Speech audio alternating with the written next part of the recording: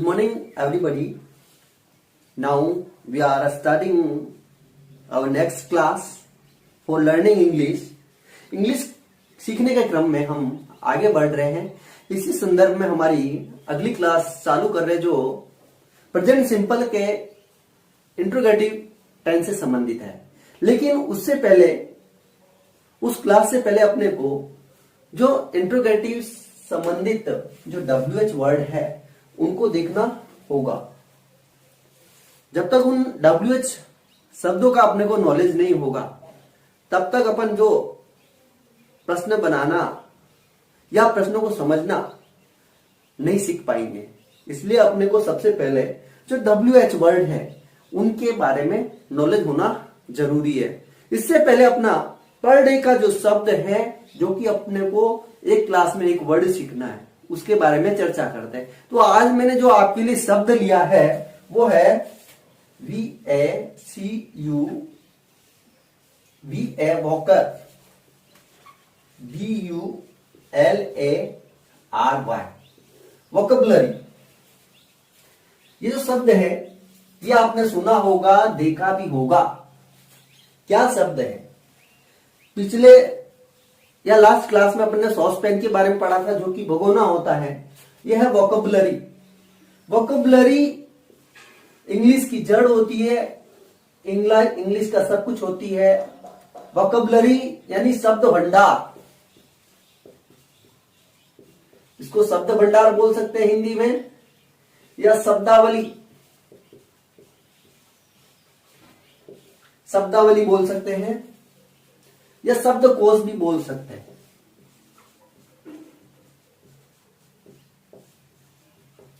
जो वोकैबुलरी जो मीनिंग होती है, जिसकी ज्यादा मीनिंग या वोकैबुलरी कंप्लीट होगी, वो इंग्लिश समझने में या हिंदी को इंग्लिश बनाने में ज्यादा समर्थ होगा. इसलिए अपने को इस वोकैबुलरी को समझना है, अधिक से अधिक इस वोकैबुलरी को तैयार करना है. और आज का अपना शब्द भंडार भी यही है. मैं हमेशा कहता हूं वोकैबुलरी तैयार करो, लेकिन वोकैबुलरी होता क्या है? वोकैबुलरी शब्द भंडार, शब्दावली, शब्दकोश.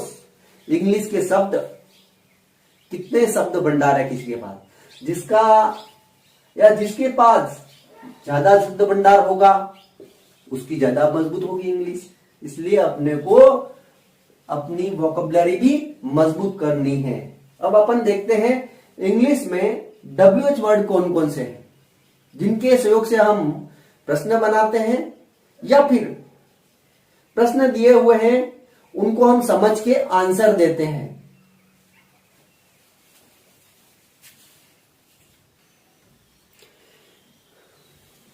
WH शब्दों के अंतर्गत हम सबसे पहले इन 3 शब्दों की चर्चा करते हैं. इन तीनों शब्दों में किसके बारे में पूछा जाता है? क्या है ये शब्द?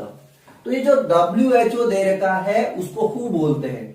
जो हु से संबंधित प्रश्न होते हैं या जो हु से स्टार्ट प्रश्न होते हैं, उन क्वेश्चन में अपन जब आंसर देते हैं तो उसमें अपने को किसी व्यक्ति के बारे में आंसर देना होता है. यानी जो वो प्रश्न पूछ रहा है वो किसी व्यक्ति से संबंधित पूछ रहा है. कौन वहां गया, किन्होंने यह काम किया.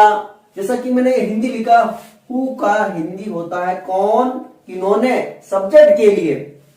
इस प्रकार जो क्वेश्चन होते हैं उनमें अपने को सब्जेक्ट के बारे में पूछा जाता है. उन जो प्रश्नों का उत्तर होगा सब्जेक्ट होगा. जैसे क्वेश्चन हुआ हु इज कमिंग या who is going. Who is going तो कौन जा रहा है? कौन जा रहा है? जेठालाल इज गोइंग, तो इसकी जगह अपना जेठालाल आ जाएगा.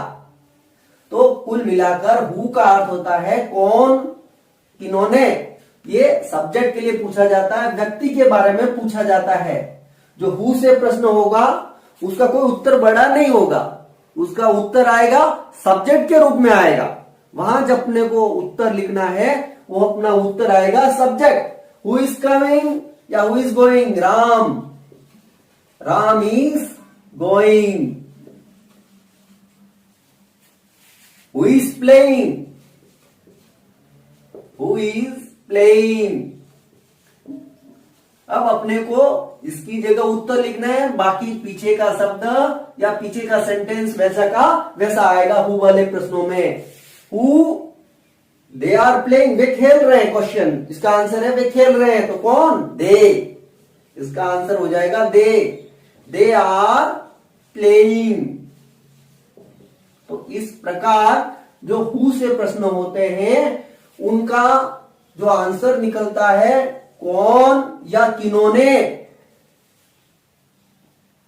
कौन गया, किन्होंने ये काम किया, उनका जो आंसर आएगा वो सब्जेक्ट के रूप में आएगा।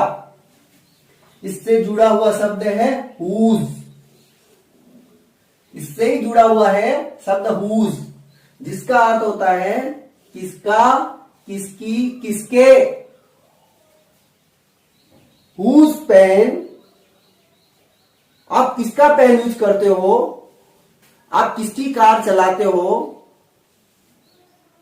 वह किसकी बुक पढ़ती है। इस प्रकार के जो प्रश्न होते हैं उन प्रश्नों का उत्तर हुज से स्टार्ट होता है। जैसे whose pen do you use,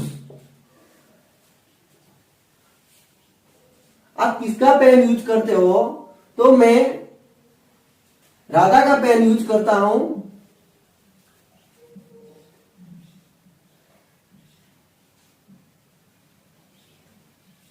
यहां अपन राधा लिख सकते हैं, राधास पेन,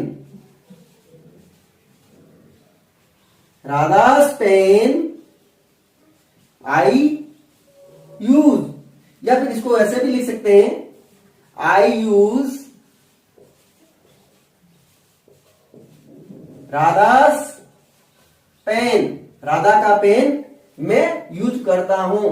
तो हु का जो अर्थ होता है किसका, किसकी, किसके।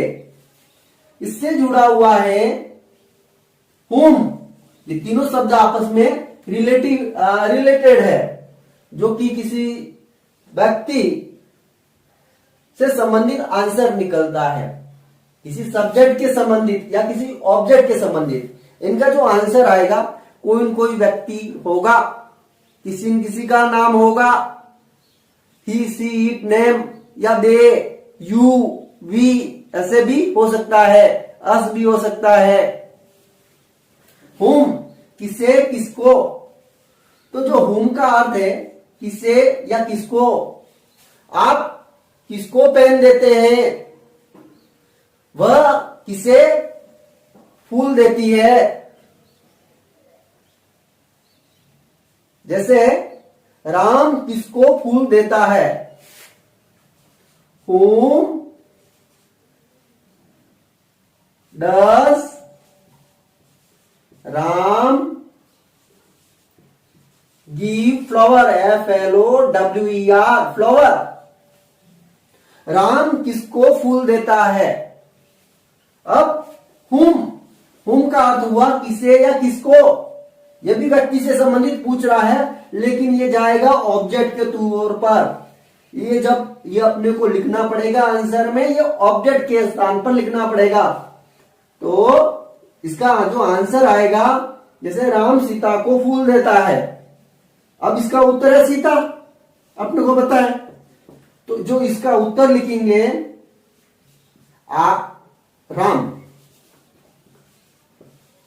Ram gives flower to Sita.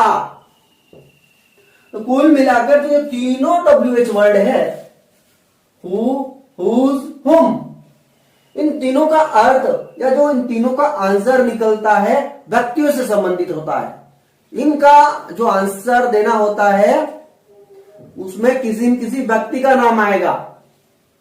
तो अपने को इन तीनों को अच्छे से याद रखना है, हुम, हुज, हुम, इनका प्रयोग कहां होता है और इनसे संबंधित जो प्रश्न आते हैं उनका उत्तर अपने को किस वे में देना है।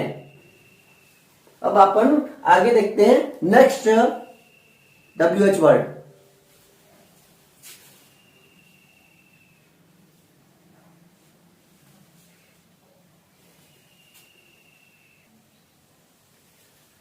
अब हम देखते हैं विच से संबंधित पूछे गए प्रश्न और व्हाट से संबंधित पूछे गए प्रश्न। विच का अर्थ होता है कौन सा, कौन सी, कौन सा पेन, कौन सी कार, कौन सी ड्रेस, इससे संबंधित जो प्रश्न होते हैं इनका जो उत्तर होगा कोई जीव होगा, वस्तु होगा, यानी कुल मिलाकर इन प्रश्नों का उत्तर निर्जीव से संबंधित होता है, इसमें जीवन नहीं होता है। Which pen do you like या which car, which car do you like, question आ गया which car do you like, आप कौन सी कार पसंद करते हो। इसका अपने को उत्तर देना है कौन सी, तो अपने को समझ में आ जाना चाहिए अपने को कार के बारे में पूछा जाया गया है, कार का नाम बताना है आई लाइक, i20 या फिर I like Wagner, I like Mercedes. तो जो 20 चीज से संबंधित प्रश्न होता है उनका जो क्वेश्चन पूछा जाता है कौन सा या कौन सी से संबंधित पूछा जाता है, और जो इनका उत्तर निकलता है जीव हो सकता है, कोई भी वस्तु हो सकती है, यानी उनके बारे में पूछा जाता है। Which dress do you like, which pen do you like, या फिर वे क्या पसंद करते हैं, which dish do they like, इससे संबंधित इस प्रकार अपने को क्वेश्चन पूछे जाते हैं।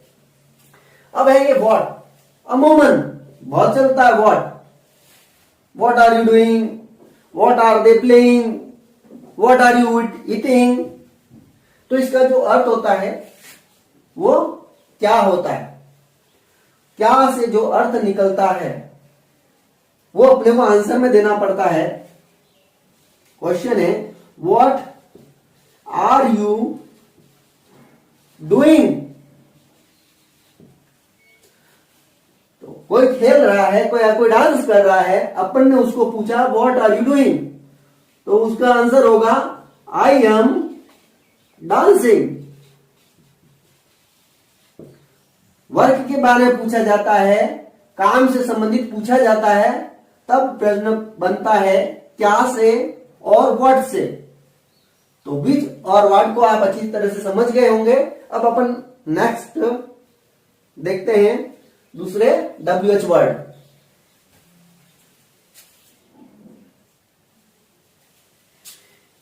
नेक्स्ट हमारे जो WH वर्ड है एक तो वाई और वेयर, इनके बारे में अपन जानकारी लेते हैं। वाई का प्रयोग कहां होता है, वेयर का जब प्रश्न पूछा जाता है तो अपने को किस बारे में उत्तर देना होता है। जब वाई के बारे में प्रश्न पूछा जाता है तो उसका अर्थ होता है क्यों या किस लिए। जब कारण बताना हो, कारण पूछा जाता है, वह लेट क्यों आई, किसी पार्टी में जाना था, डिंपल लेट क्यों आई, या क्यों से संबंधित जो क्वेश्चन होते हैं वो वाई से पूछे जाते हैं, और इनका जो उत्तर बनता है बिकॉज, BECAUSE, या करिश्मा विद्यालय क्यों नहीं आई, करिश्मा विद्यालय क्यों नहीं आई, क्वेश्चन है अपना। वाई, क्वेश्चन है वाई डिड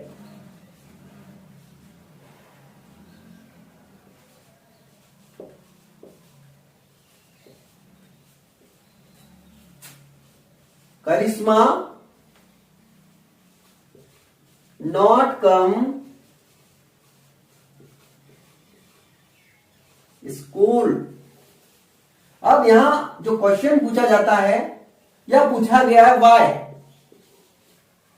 तो अपने को यहां कारण बताना है, करिश्मा स्कूल क्यों नहीं आई। तो जो इसका उत्तर बनेगा वो बिकॉज से स्टार्ट करना है।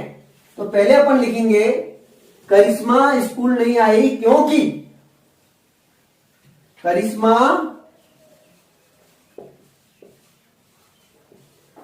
Did not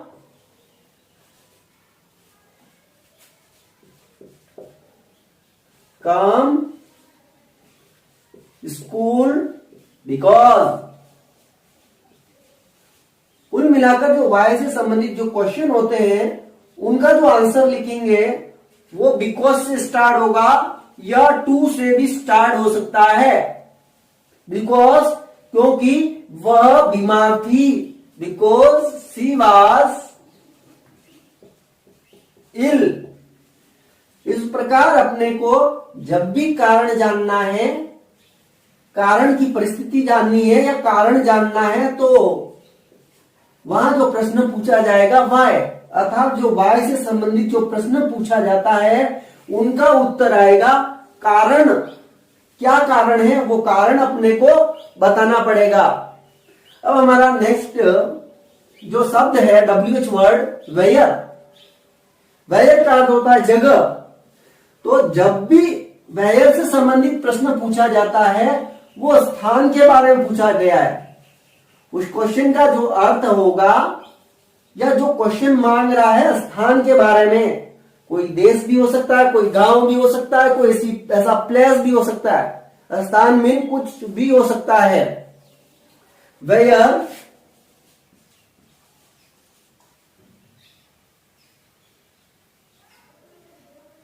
where were you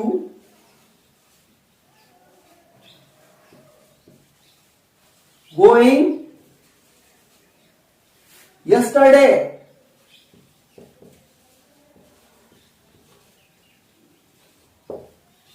अब यहां जगह का नाम पूछा है, अपने को जगह का नाम बताना है। आप यस्टरडे यानी बीते हुए कल को कहां जा रहे थे, तो I was going to Jaipur yesterday. तो इस प्रकार जो वाई से संबंधित जो प्रश्न होते हैं उनमें अपने को प्लेस के बारे में पूछा गया है, अतः उन जो प्रश्न होंगे उनका उत्तर अपने को प्लेस के रूप में देना है, स्थान के रूप में देना है। अब हम देखते हैं नेक्स्ट WH वर्ड।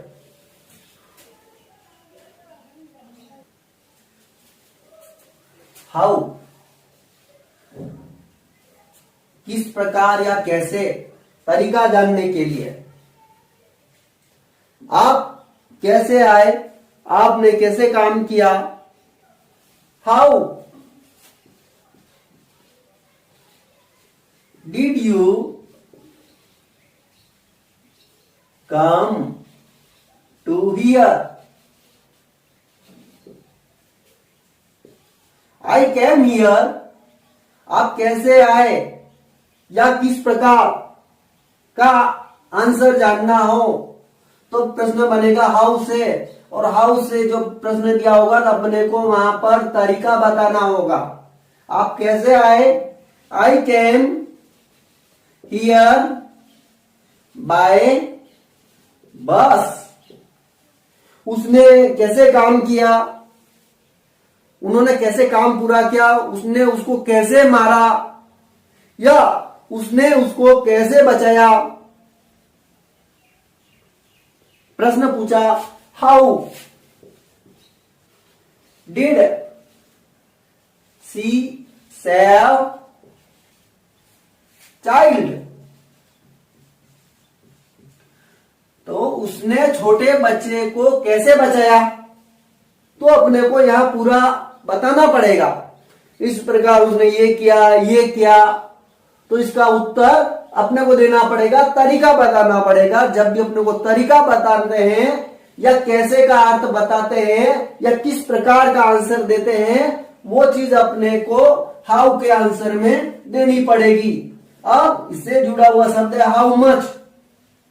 इसका अर्थ इससे पूरा अलग होगा, इसका अर्थ ही यहां नहीं लगेगा। हाउ मच कितना, कितनी, यहां कितना या कितनी मात्रा के बारे में पूछा है। और ये एक और है इसके जैसा ही हाउ मैनी, ये भी कितना या कितनी के बारे में पूछता है, लेकिन यहां संख्या के बारे में पूछा जाता है और मात्रा के बारे में पूछा जाता है। संख्या और मात्रा में क्या अंतर है?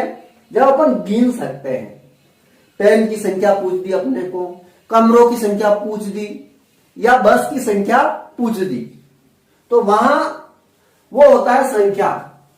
जब अपने को मात्रा, दूध के बारे में पूछ दिया, घी के बारे में पूछ दिया, या गेहूं के बारे में पूछ दिया, या पानी के बारे में पूछ दिया, क्या अपन उसको गिन सकते हैं?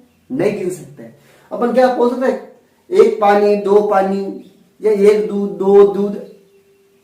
वो हो जाएगी अपनी मात्रा, जिसको अपन गिन नहीं सकते हैं। और पेन, एक पेन, दो पेन, बसे, दो बसे, फैन, टेबल, इस प्रकार के जो प्रश्न पूछे जाते हैं जिनको अपन गिन सकते हैं वो हो जाएंगे हाउ मेनी। और जिनको अपन नहीं गिन सकते हैं, यानी जिसमें मात्रा दी होती है या मूल्य, मात्रा या मूल्य के लिए, वहां आएगा हाउ मच। तो अपने को यहां समझना है how much. How much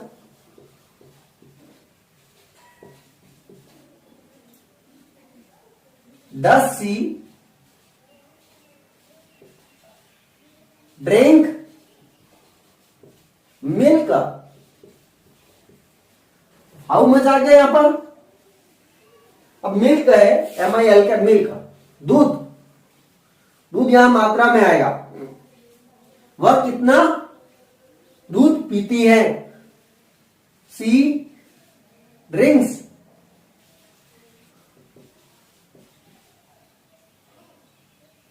2 litre milk. तो इसका जो आंसर होगा 2 लीटर होगा। इनका जो आंसर होगा, हाउ से संबंधित जो प्रश्न होगा उनका आंसर होगा मात्रा में होगा। अब जो हाउ मैनी से संबंधित जो क्वेश्चन होगा, हाउ मैनी,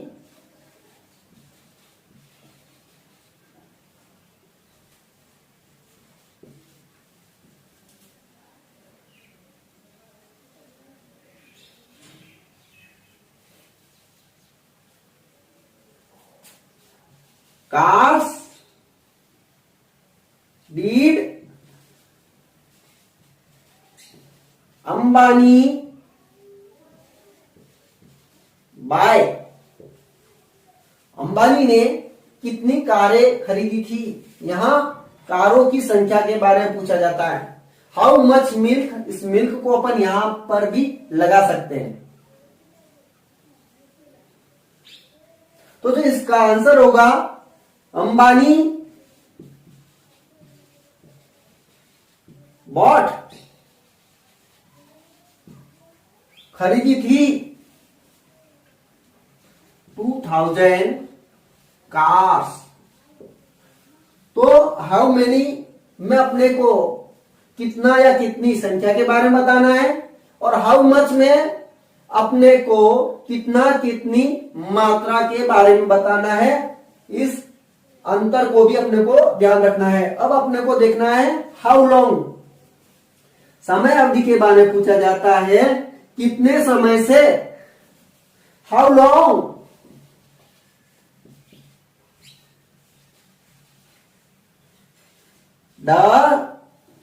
इसी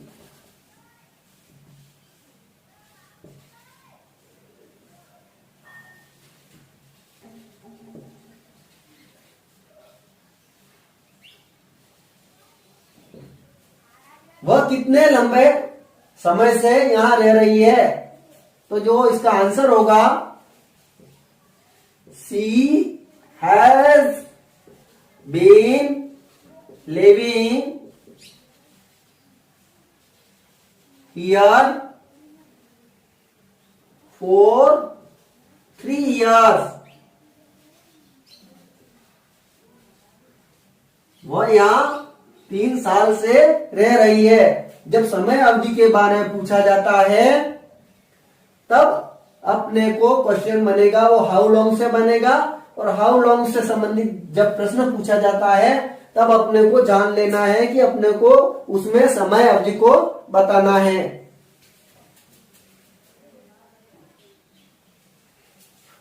अब हम देखते हैं व्हेन को। व्हेन अर्थात समय, समय के बारे में अर्थात कब के बारे में पूछा जाता है?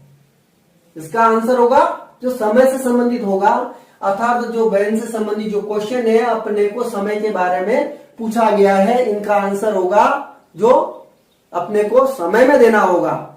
When do you get up? When do you get up? आप कितने बजे उठते हो? तो I get up at 5 o'clock.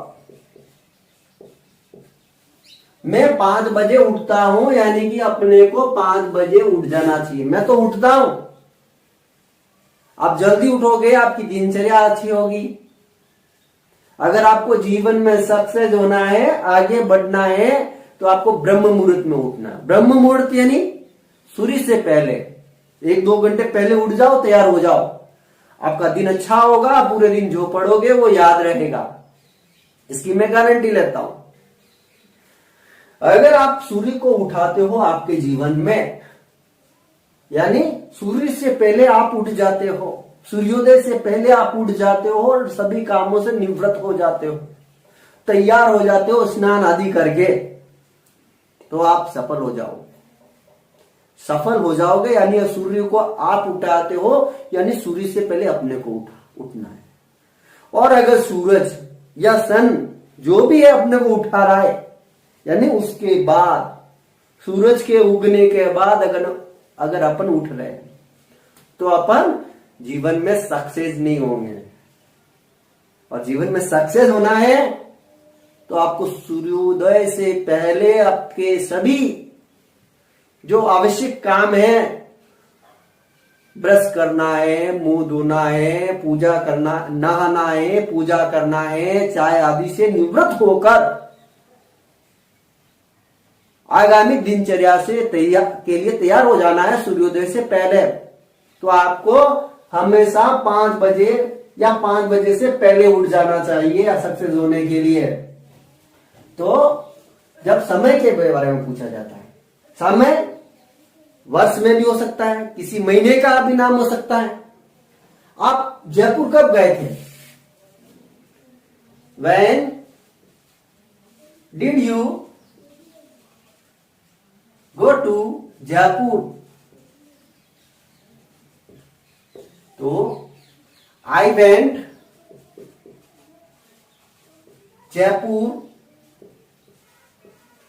in 2020 में गया था, या इन सितंबर या इन जुलाई। इस प्रकार भी अपना आंसर हो सकता है समय से संबंधित। अब हमारा है हाउ ओल्ड।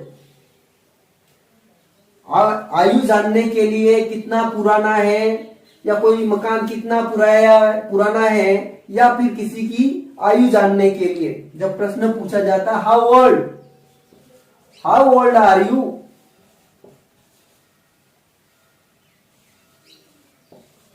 आप कितने साल के हो? I am 20 years old। या किसी मकान के बारे में पूछा जाता है how old is this house? This house is old 15 years old. तो जब भी अपने को आयु पूछी जाती है, किसी व्यक्ति के संबंधित हो सकती है, किसी मकान के संबंधित भी हो सकती है, पुराना हो सकता है, या किसी बस के संबंधित भी हो सकता है, किसी मोबाइल से संबंधित भी हो सकता है। तो वो जो क्वेश्चन बनेगा जो हाउ वर्ड से बनेगा। तो इस प्रकार अपने जो WH वर्ड है, मुख्य रूप से उनको अपने देखा, समझा, और मैं आशा करता हूं कि इसको आपने भी समझा होगा और अपन इनको अच्छे से समझ लेंगे। तभी अपने जो क्वेश्चन होंगे, चाहे किसी भी एग्जाम में पूछे जाए, विद्यालय या स्कूल एजुकेशन में पूछा जाए, या फिर अपने किसी कॉम्पिटिटिव एग्जाम में पूछे गए प्रश्न है इंग्लिश से संबंधित, तभी अपन उनका उत्तर दे पाएंगे। इसलिए मैंने जो आज का एक टॉपिक किया आपके लिए उसको अच्छे से समझ लेना, ताकि अपन जो इंट्रोगेटिव से संबंधित जो टॉपिक पढ़ेंगे उनको अपन अच्छे से समझ पाएंगे और अच्छे से सेंटेंस कर पाएंगे। तो आपको अच्छे से प्रैक्टिस करनी है। आगे बढ़ने के लिए सुबह जल्दी उठना है। आज की मेरी यही राय है, आप जल्दी उठें, दिनचर्या मस्त बनाएं, समय सारणी बनाएं और अपने आप को सफल बनाएं।